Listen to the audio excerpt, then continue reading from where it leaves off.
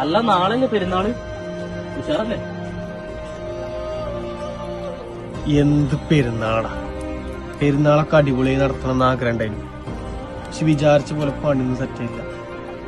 അവിടെ പെരിയിലാക്കണ ഇമ്മീ പെങ്ങളൊക്കെ ഡ്രസ്സ് എടുക്കാൻ കാത്തിക്കണ്. ഓലോട് ഞാൻ എന്താ പറയാ, ഞാൻ ഓലെ മുന്നിപ്പെടാതെ മാറിടക്കാം. എന്ത് ചെയ്യുന്നൊരു എത്തും കൂടി കിട്ടില്ല.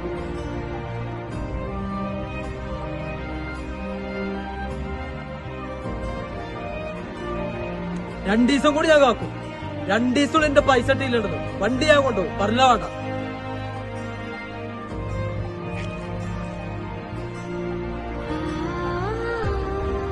ഒരു കാര്യം ചെയ്യും, ഇത് വെക്ക്.